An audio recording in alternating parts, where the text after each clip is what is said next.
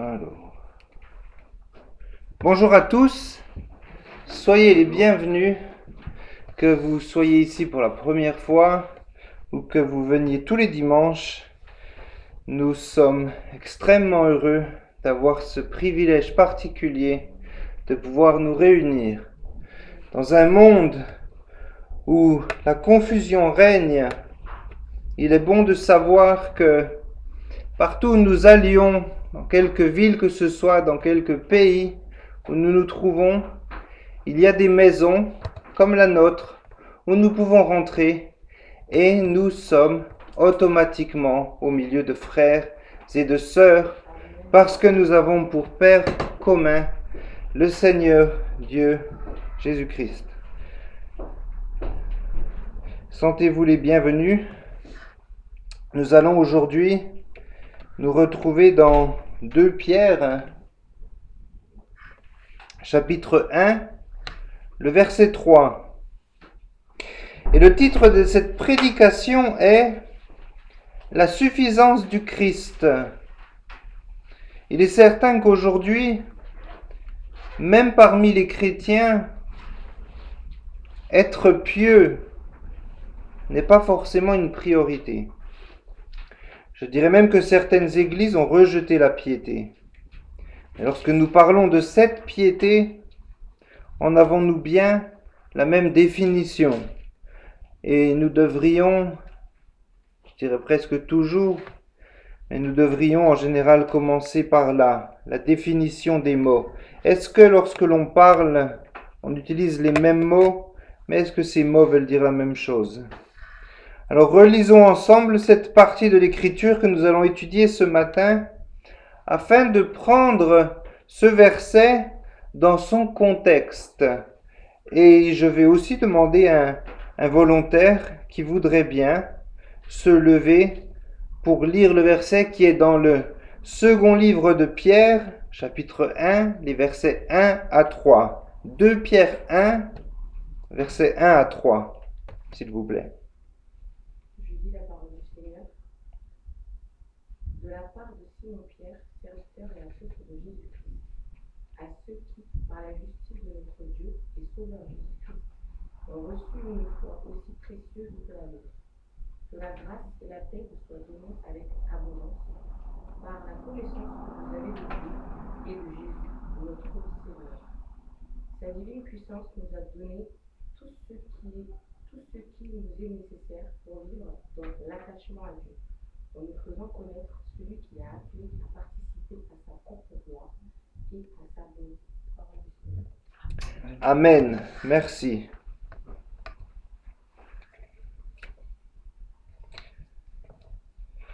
Notre verset d'aujourd'hui, si nous l'avions lu dans sa version originale en grec, n'est pas une nouvelle phrase qui commence et qui continue avec le verset 4.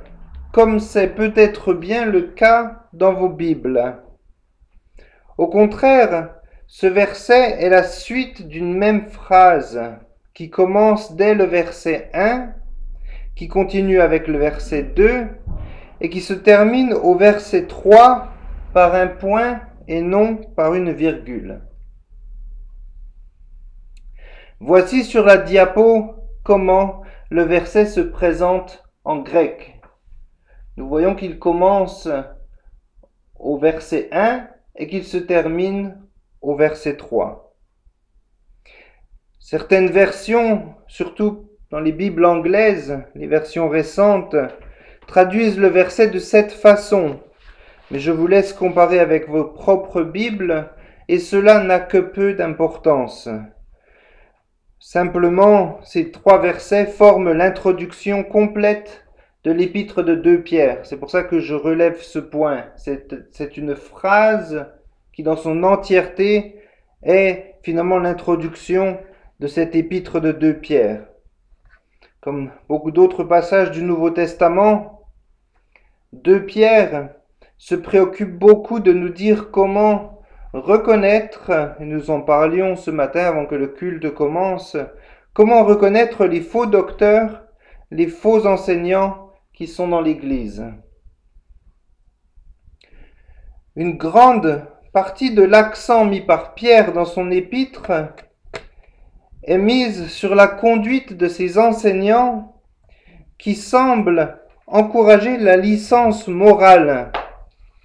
Cependant, Pierre ne commence pas sa lettre en énumérant les vices de ses enseignants.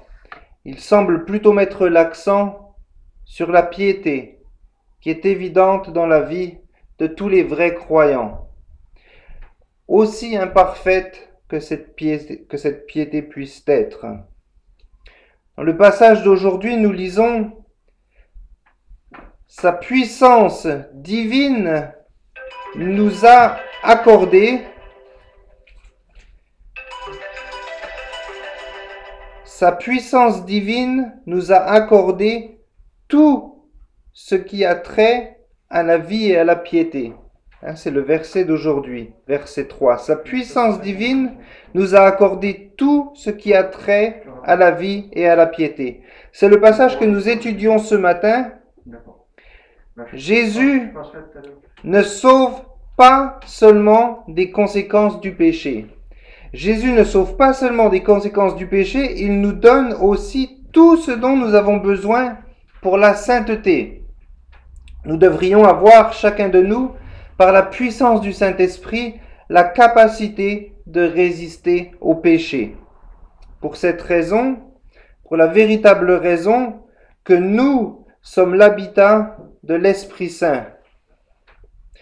Et pour cette raison, nous ne devrions avoir aucune excuse lorsque nous succombons à la tentation, puisque Jésus nous dit nous donner tout ce dont nous avons besoin pour y résister.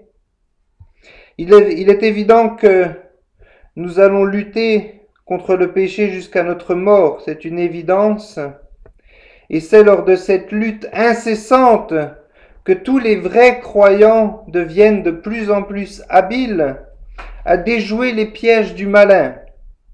Au cours de notre vie, nous devenons capables de résister à la tentation et ainsi de mener une vie qui sera de plus en plus marquée par cette piété dont il est question ce matin. Piété qui est une qualité normalement indissociable de notre personne chrétienne. Je dis qu'il fallait que nous définissions des mots pour en avoir la même compréhension. Ce mot piété que nous avons entendu à maintes fois, et je vous assure que vous allez l'entendre encore un certain nombre de fois, c'est un ancien mot utilisé par les puritains. Les puritains étaient des chrétiens protestants anglais du XVIe et XVIIe siècle qui cherchaient à purifier l'Église d'Angleterre des pratiques catholiques, soutenant que l'Église d'Angleterre, c'est-à-dire l'Église anglicane, qui a commencé par Henri VIII et qui plus tard subit notamment l'influence de John Knox, cette Église n'était pas entièrement et assez réformée, et en conséquence, elle devait devenir plus protestante. Piété est un mot qui signifie réellement révérence.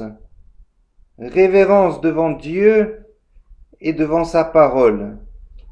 Ce mot se réfère à cette sensation d'admiration devant la majesté de Dieu, à tel point que cette admiration a des effets sur notre vie.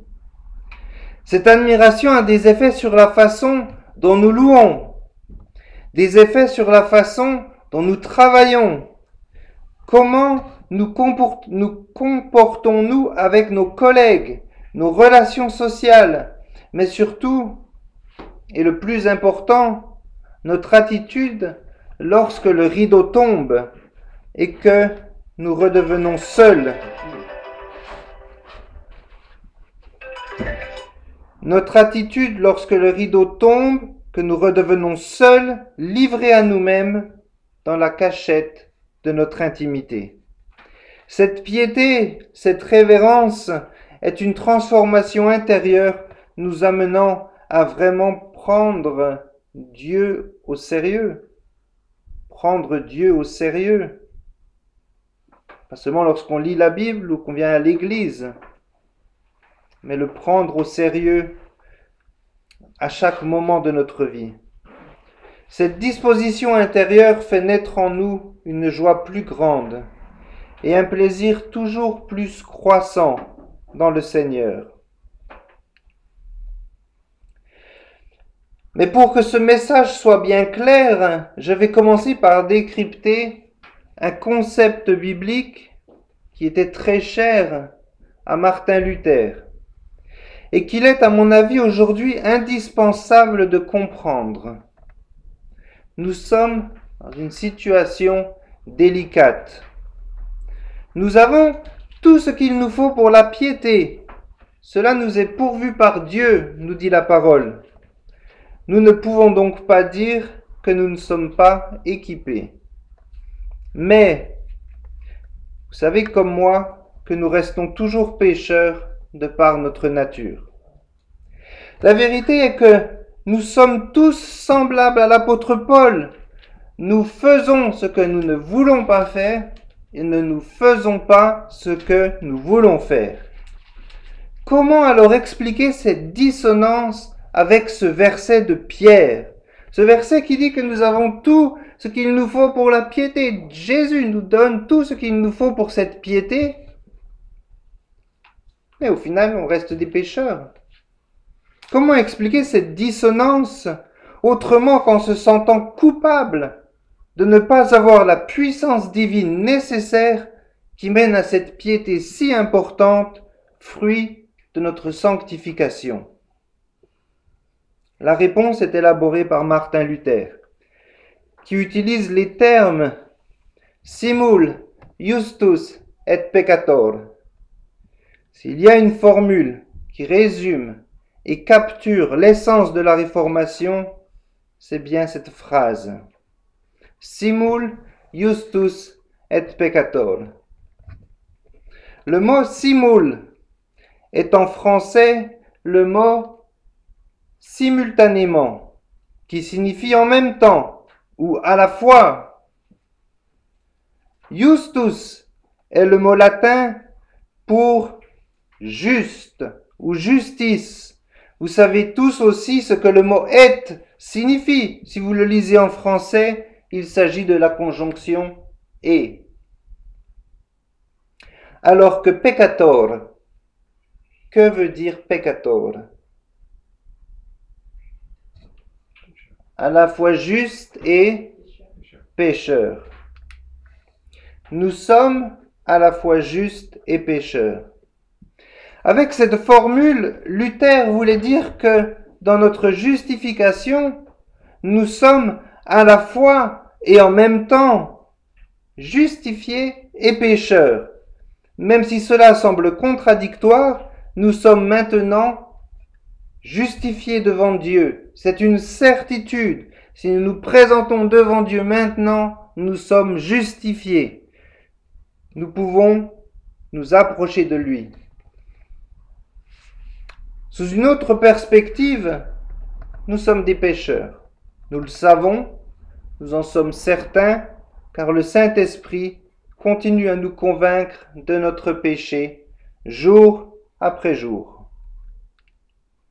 Fondamentalement, sous l'analyse de l'examen de Dieu, nous sommes pécheurs, c'est notre nature. Dans cette vie-là, de ce côté-là de l'éternité, nous sommes pécheurs. Mais par la grâce, par le moyen de la foi, et si vous saviez combien j'aimerais que vous passiez du temps à méditer Éphésiens 2, les versets 1 à 10. Ramenez cela chez vous et lisez ce soir Éphésiens 2, les versets 1 à 10. Par la grâce, par le moyen de la foi, la justice de Jésus nous est transférée. C'est ce que l'on appelle l'imputation de la justice du Christ. Et cela est le cœur de l'Évangile. Le grand échange de la croix. Le grand échange de la croix est que nous donnons notre péché à Jésus-Christ. Et lui nous donne sa justice. Est-ce que cela est équitable? Méditons sur ces mots. Nous donnons à Jésus notre péché et lui nous donne en échange sa justice. C'est comme si j'allais au magasin en face, que je donnais 3 centimes et qu'elle me rendait 500 €. Et c'est minuscule comparé à ce que nous sommes en train de dire, le grand échange de la croix. Lorsque l'on sera jugé pour entrer dans le royaume de Dieu, est-ce que vous préférez être jugé selon votre propre justice? L'idée que vous avez de la justice? Est-ce que vous voulez être jugé par la justice avec laquelle vous jugez les autres? Ou préférez-vous être jugé au travers de la justice du Fils, Jésus-Christ, qui est véritablement notre Sauveur et notre Dieu innocent et parfait? Nous pouvons être réconciliés avec Dieu, car il nous justifie. Et la raison est qu'il ne nous justifie pas par nos œuvres, gloire à Dieu, mais par l'œuvre de la croix. Mais une chose en entraînant une autre, la piété conduit parfois au piétisme, ou tout du moins à une certaine forme de piétisme, c'est-à-dire pas ce qu'est la vraie piété, mais la forme que nous voulons donner à cette piété. Cette sorte de piétisme est la face obscure de la piété, où celui qui opère les œuvres n'est pas le Seigneur, mais l'être humain. Cette personne porte un sac plein de briques qu'il espère utiliser pour construire le royaume de Dieu. Et sur ces briques, il est écrit, il faut faire ci, il faut faire ça. Vous devez faire ceci. Vous avez intérêt à faire cela. Mais si Dieu, dans sa puissance divine, nous accorde tout ce dont nous avons besoin pour notre vie et pour notre piété, que nous reste-t-il donc à faire d'autre que de profiter du zèle plein de joie que le Saint-Esprit met dans nos cœurs? Si Dieu a pourvu, que nous reste-t-il donc à faire? Rien. La parole nous dit que tout est accompli. Alors, pourquoi tant de chrétiens désespèrent-ils de plaire à Dieu? Ces personnes se sentent tellement accablées que parfois elles s'éloignent même de l'Église, doutant de leur foi, ou pensant intérieurement, peut-être que quand Jésus reviendra, il me prendra aussi avec lui après tout. J'ai bien essayé de faire comme eux, sinon tant pis. J'ai bien essayé de faire comme eux. Certaines personnes sortent de l'église et se disent « J'ai bien essayé de faire comme eux », comme ils font à l'église. Eux, ce sont les frères en Christ qui ont négligé de dire à cette personne qu'elle est sauvée. Elle est sauvée pas par le nouveau cahier des charges que lui donne le pasteur tous les dimanches, mais par la grâce de Dieu. Le problème est que cette personne n'a pas été enseignée l'évangile, mais une forme de piétisme exagéré. La question n'est pas de se demander si aujourd'hui nous avons fait suffisamment d'efforts pour Dieu. La piété, ce n'est pas s'accabler d'une façon journalière en jugeant notre performance pour Dieu. Le centre de notre attention ne doit pas se trouver dans notre performance pour le royaume de Dieu. C'est le Christ qui doit être au premier plan et qui est le centre de notre attention, et non notre performance quotidienne. Notre vie chrétienne n'est possible uniquement qu'à cause de ce que Jésus a fait pour nous, et non de ce que nous faisons pour lui. Ce que fait le piétisme, c'est de renverser cet ordre. La différence entre cette forme de piétisme qui a infiltré beaucoup de dénominations chrétiennes, qui est rentrée dans beaucoup d'églises, est que pour ceux qui vivent leur foi ainsi, l'obéissance est la raison des bénédictions. Si vous obéissez, vous serez bénis. L'obéissance est la raison des bénédictions de Dieu et de sa faveur. Et c'est ainsi que nos œuvres même deviennent une preuve de notre salut et que l'obéissance devient un fardeau constant que l'on porte sans joie. Mais ce n'est pas ce qu'enseigne la parole. L'obéissance n'est pas la raison de la bénédiction de Dieu. Au contraire, elle en est le fruit. Nous recevons l'obéissance comme un don de Dieu qui naît de sa bénédiction dans notre vie. Dieu nous a bénis et pour cette raison je veux lui obéir. Lors du grand échange qui a eu lieu à la croix, nous avons été bénis, nous sommes sauvés. Quelle bénédiction de plus voulez-vous avoir? Et pour cela, nous avons des éclats de joie qui naissent en nous et cette action de grâce qui veut servir Jésus, qui veut lui obéir. Pas parce qu'on attend d'autres bénédictions, pas parce qu'on veut faire un marché avec Dieu, mais parce que nous sommes tellement reconnaissants de savoir à quoi nous allons échapper. Et nous ne pouvons même pas imaginer ce à quoi nous échappons. Aucune de nos œuvres ne nous attirera jamais le regard de celui qui est 3 fois saint. Non, ce que fait Dieu est qu'il nous donne les moyens ordinaires de la grâce. Lorsque notre cœur est plein de reconnaissance à cause de son amour pour nous, ce n'est pas par nos propres forces que nous pouvons trouver le bonheur en Dieu. Ce n'est pas par nos propres forces que nous lisons notre Bible, que nous prions, que nous allons au culte. Ça fait bizarre. Au culte, ça sonne comme au culte. Ce n'est pas par nos propres forces que nous visitons les veuves et les malades, que nous sommes hospitaliers, que nous sommes honnêtes, que nous sommes aimables, amicales, réconfortants, pleins d'espoir, évangéliques, spirituels. Ce n'est pas par nos propres forces que nous étudions la Bible, faisons de la musique pour la louange, arrosons les fleurs et préparons la salle de culte.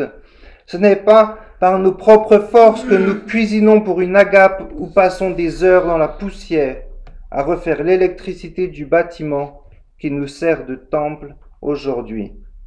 Non, ce n'est pas par nos propres forces et ce n'est pas non plus un fardeau que l'on s'est mis sur le dos, car tout cela naît du zèle qu'apporte la joie de l'Esprit Saint qui habite en nous. C'est pour cela que je ne vous dirai pas « vous devez faire cela », parce que je sais que vous le ferez, car le Saint-Esprit habite en vous, et le Saint-Esprit saura bien mieux vous guider que moi je ne puisse le faire. Ne vous accablez donc pas avec un fardeau d'œuvres saintes à accomplir chaque jour. Au contraire, soyez assurés que votre salut vous mènera à accomplir ces œuvres saintes, car elles sont des fruits du salut et des dons que l'on reçoit, et non des briques que l'on façonne soi-même et que l'on pose avec peine et fatigue. Seulement, n'utilisez pas votre liberté pour éteindre le Saint-Esprit et pour devenir paresseux, feignant, car en faisant cela, vous perdriez votre plus grande joie. S'en remettre à l'Esprit pour les œuvres ne signifie pas les abandonner. J'espère que ce verset est maintenant un petit peu plus clair. Tout ce qui a trait à la vie et à la piété passe par la connaissance de celui qui nous a appelés à sa gloire et à son excellence. C'est le verset 3 que nous étudions aujourd'hui. La personne dont il est question dans cette phrase, traduite par l'expression « celui », est Jésus, qui est Dieu lui-même. Ici, la connaissance de celui-ci, c'est-à-dire de Jésus-Christ, se réfère principalement à une relation intime avec lui. Et donc, ce passage nous dit que seuls ceux qui ont une relation salvatrice avec Christ ont tout ce qui concerne la vie et la piété. Cette relation comprend un contenu cognitif défini et nécessaire concernant Jésus, c'est-à-dire le savoir de ce qu'il y a dans sa parole, mais nous allons aussi le voir, ce n'est pas simplement un exercice intellectuel. Comme sa divine puissance nous a donné tout ce qui contribue à la vie et à la piété. Ce qui nous est dit dans ce verset est que nous sommes nés à nouveau. C'est la manière dont Pierre commence déjà d'ailleurs sa première épître, si vous voulez la lire, disant que lorsque nous sommes régénérés en Christ, Dieu nous donne un pouvoir divin afin que nous puissions vivre une vie chrétienne. Il ne s'agit pas seulement du fait que Jésus prenne nos péchés et puis nous envoie sur notre chemin pour que l'on essaie autant que mal de vivre une vie chrétienne par nos propres forces. Lorsque nous naissons à nouveau, Dieu vient dans notre vie pour vivre en nous, avec sa puissance, pour nous rendre capables de vivre cette vie chrétienne. Nous en avons parlé la dernière fois lorsque nous avons dit que la grâce n'est pas seulement la grâce du salut, mais qu'il y a cette grâce qui reste avec nous jour après jour, comme une habilitation divine. Nous avions dit que notre paix est une extension de cette puissance divine qu'est la grâce. Le texte nous dit « cette divine puissance nous a donné ». Ce que cette divine puissance nous a donné. Ce qui nous est donné ici, c'est premièrement la force de résister au péché, mais aussi la grâce quotidienne qui nous maintient.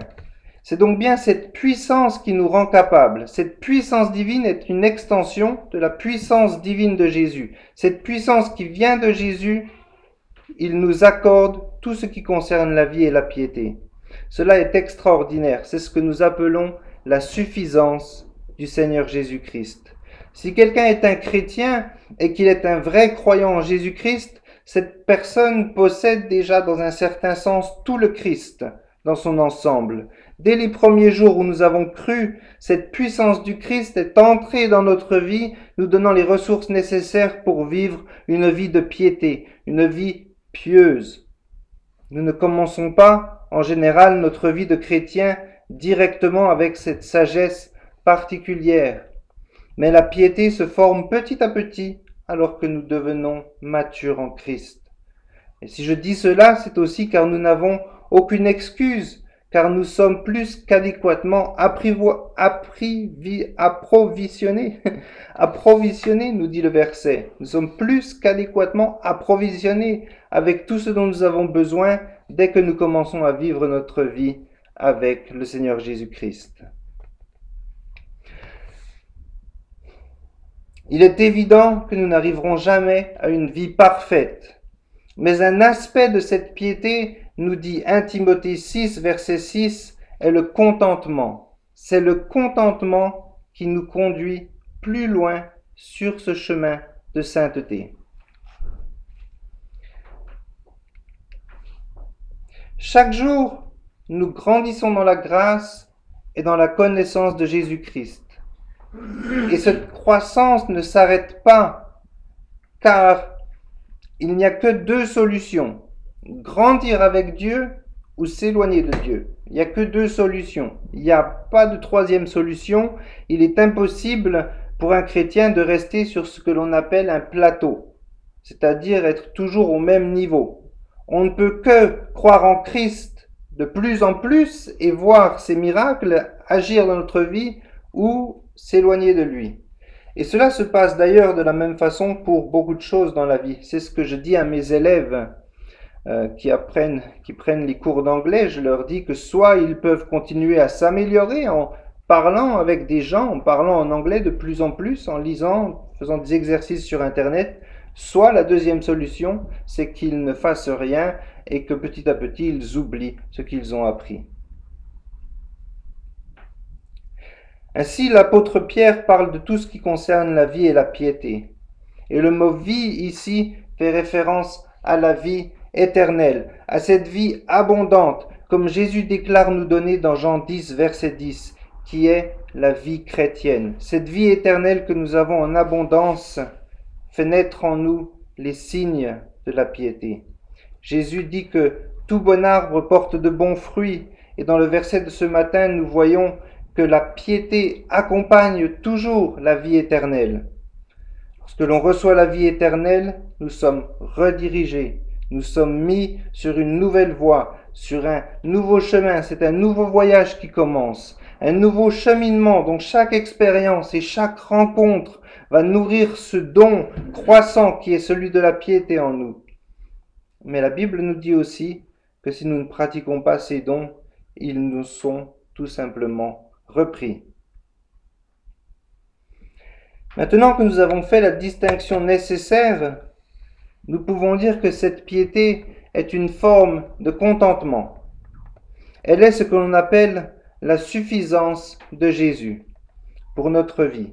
Cette aventure de la piété commence réellement dans notre cœur, dans notre vie intérieure. C'est tout d'abord un désir que nous ressentons, celui de vouloir être pieux. Si le chrétien n'a pas ce désir en lui, il faut peut-être qu'il se pose la question de savoir ce qui est important pour lui et quelle est sa compréhension des fruits de la grâce. Une fois dans notre cœur, cette attitude fait son chemin jusqu'à notre bouche, notre langue, ce que l'on dit et la façon dont nous nous exprimons. La mort et la vie sont au pouvoir de la langue, nous dit le proverbe. C'est de l'abondance du cœur que la bouche parle. C'est bien ce qui sort de la bouche qui souille l'homme. Certains de ces versets sont des instructions directes de Jésus, mais les apôtres, eux, n'en disent pas moins. De celui ou celle qui ne sait pas contrôler sa langue, il se met en danger. L'aboutissement des fruits de l'esprit est le contrôle de soi. Et c'est avec ce fruit que vient la piété, pas avant.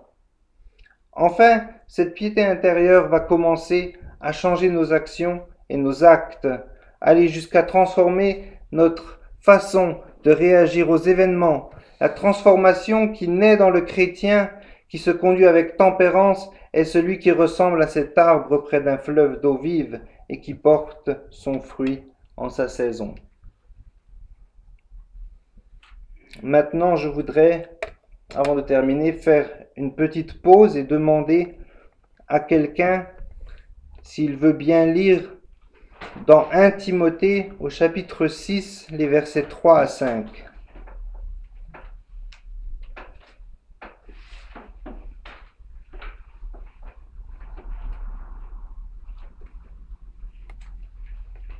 « 1 Timothée, chapitre 6, versets 3 à 5. »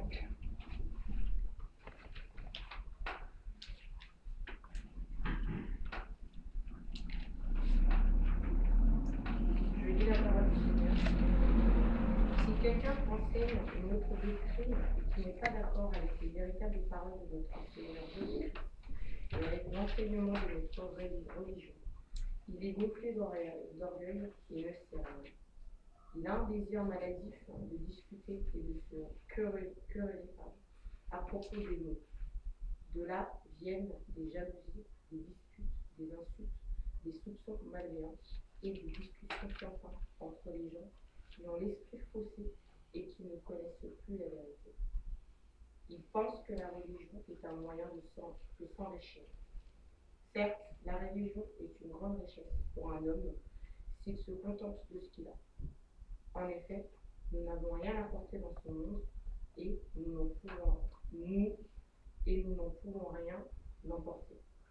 Amen. Merci. Il est intéressant d'entendre dans cette version que le mot piété est remplacé par le mot religion.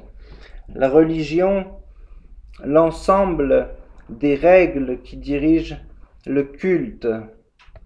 Sans religion, nous ne pourrions pas avoir de Sainte Seine, par exemple, parce que la Sainte Seine est un événement qui doit être organisé. C'est ce qu'est la religion. La religion, c'est l'organisation de la vie de notre foi en groupe. C'est l'organisation de comment va vivre ce groupe. Si quelqu'un donne un enseignement différent et s'il n'adhère point aux paroles salutaires de notre Seigneur Jésus-Christ, à la doctrine qui est conforme à la piété, il ou elle est gonflé d'orgueil. Il ne sait rien, mais il y a la maladie des questions oiseuses et de disputes des mots, d'où naissent l'envie, les querelles, les médisances, les mauvais soupçons, les vaines discussions, des gens qui ont l'esprit corrompu, qui sont privés de la vérité et qui regardent la piété comme une source de gain. Et ici, la piété est mise en parallèle avec la religion. Et je crois que c'est absolument important de comprendre que cela nous démontre que la piété est une façon de vivre notre vie. La religion est l'organisation de notre culte et la piété est la façon dont nous vivons notre vie. Et c'est cette piété qui va nous permettre de nous organiser ensemble pour pouvoir organiser notre culte. Nous avons un avertissement par rapport à cette piété. C'est une grande source de gain que la piété avec le contentement. Maintenant, si nous regardons ce verset, tout ce dont nous venons de parler a une origine particulière, que l'on trouve dans le verset même de ce matin, à la fin de la phrase de Pierre. Cette piété qui entraîne un changement complet dans la façon dont nous voyons le monde et dans la façon dont nous vivons notre vie, vient de la connaissance que le Seigneur nous donne de lui-même. Ce que nous dit le verset, comme sa divine puissance nous a donné tout ce qui contribue à la vie et à la piété, au moyen de la connaissance de celui qui nous a appelés. Celui qui nous a appelés fait référence à Jésus-Christ, qui désigne cette connaissance comme étant ce que l'on appelle la vérité.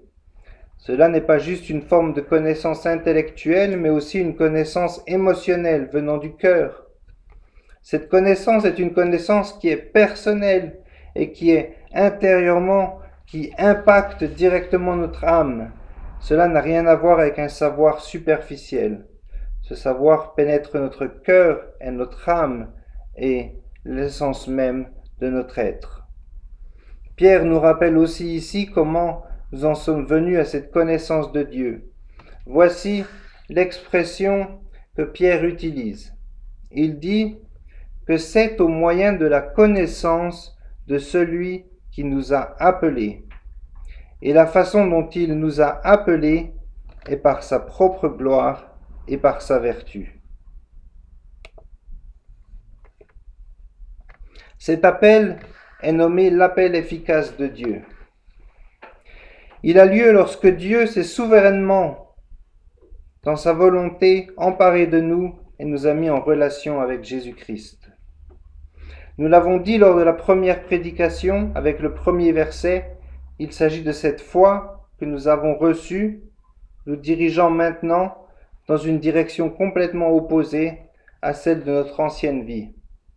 Alors que nous sommes ici dans cette salle et nous sommes en train de recevoir cette foi, alors que nous lisons la parole, alors que nous prions, alors que nous louons, cela nous mène à la vraie connaissance de Dieu.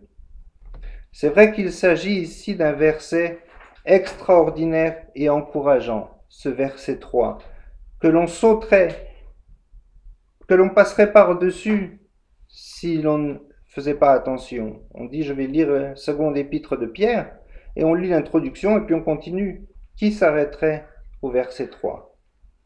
En tant que croyants, nous avons besoin de cette puissance divine pour notre vie quotidienne. Chaque personne convertie est consacrée et mise à part, séparée de la manière dont nous vivions notre ancienne vie et amenée à vivre une nouvelle vie en Christ dans laquelle nous devenons de plus en plus conformes au Christ. Et c'est pour cette raison que nous avons besoin d'instruction. Nous avons besoin de ces instructions afin de vivre cette vie chrétienne. Ces instructions, elles ne sont pas cachées. Nous les trouvons dans l'Écriture. Et ne pas être immergé dans la parole de Dieu, ne pas étudier cette vérité qui nous est donnée, c'est comme être débranché de la source de puissance qui nous anime. Ne pas revenir constamment à la Bible, c'est essayer de vivre cette vie chrétienne selon les termes que nous nous fixons. Nous devons nous démarquer de cela. Nous devons déjà avouer que cette génération dans laquelle nous vivons est adultère et mauvaise, pécheresse, indulgent dans la fornication, les relations sexuelles hors mariage, du vice, de la perversité, rejetant toute morale et invitant à la haine de tout ce qui est saint et sacré, créant volontairement une culture de la mort qui commence alors qu'un enfant n'est même pas encore né et va jusqu'à penser que nous avons le droit de décider quel sera le dernier jour de notre vie, empêchant la reproduction tout en s'engageant dans des relations stériles entre personnes du même sexe. Nous sommes des pécheurs, mais nous sommes aussi l'Église à qui fut donnée cette puissance divine le jour de la Pentecôte. Cette puissance qui vient d'en haut.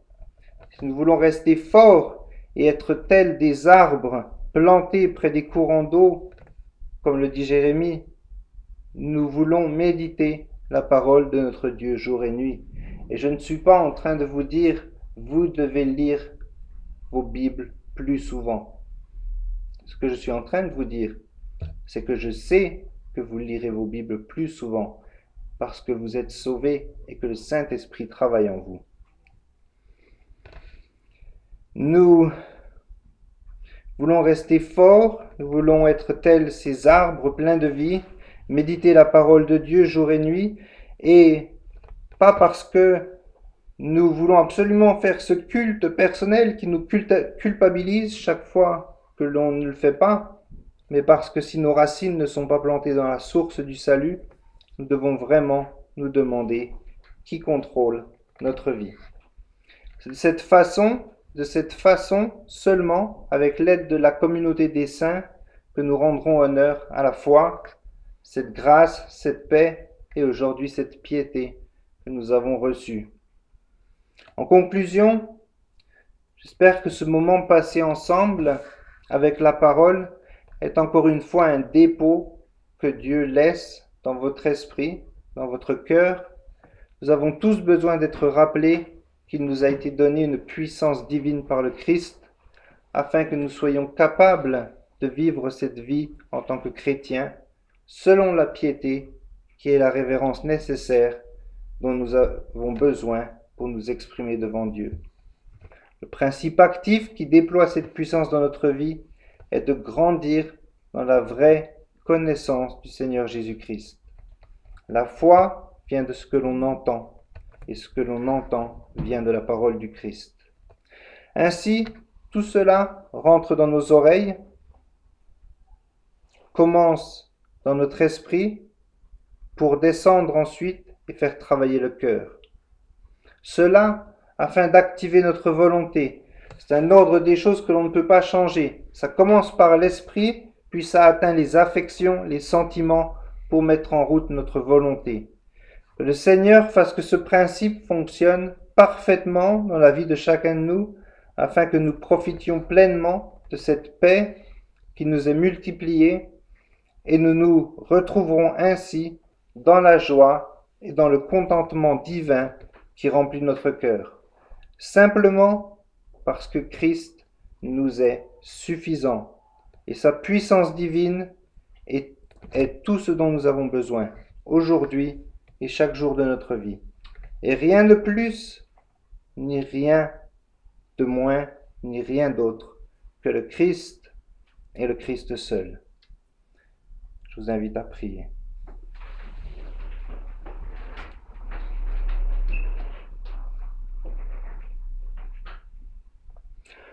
Je t'invoque de tout mon cœur. Exauce-moi, Éternel, afin que je garde tes statuts. Je t'invoque, sauve-moi, afin que j'observe tes préceptes. Je devance l'aurore et je crie, j'espère en tes promesses. Je devance l'éveil et j'ouvre les yeux pour méditer ta parole. Écoute ma voix selon ta bonté.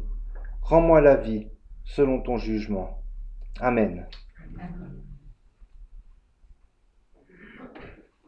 Je vous invite, suite à cette prédication, à chanter un chant qui s'appelle Avec des cris de joie. Parce que je vous invite à vous lever si vous ne portez pas un sac de briques sur le dos. Et exprimons notre joie parce que cette joie n'est pas la nôtre. C'est celle que Dieu a mis dans notre cœur. Alors autant que possible, essayons de lui rendre cette joie. Avec des cris de joie, ma bouche te chantera, j'élèverai mes mains et te célébrerai. Avec des cris de joie, ma bouche te chantera, j'élèverai mes mains et te célébrerai. Ô Dieu, tu es mon Dieu, mon âme te recherche et soupire après toi sur la terre desséchée.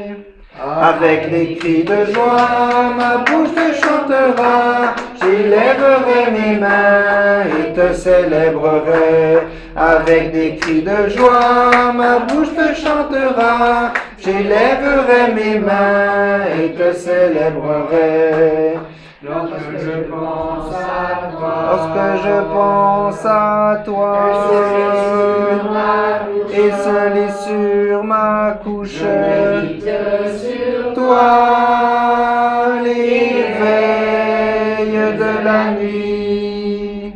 Avec des cris de joie, ma bouche te chantera, j'élèverai mes mains et te célébrerai. Avec des cris de joie, ma bouche te chantera, j'élèverai mes mains et te célébrerai. Je connais le bonheur, à l'ombre de tes ailes, car tu es mon secours, ta droite me soutient. Avec des cris de joie, ma bouche te chantera, j'élèverai mes mains et te célébrerai. Avec des cris de joie, ma bouche te chantera, j'élèverai mes mains et te célébrerai. J'aime te contempler quand dans ton sanctuaire ta gloire resplendit, ta puissance se révèle. Avec des cris de joie, ma bouche te chantera, j'élèverai mes mains et te célébrerai. Avec des cris de joie, ma bouche te chantera, j'élèverai mes mains et te célébrerai.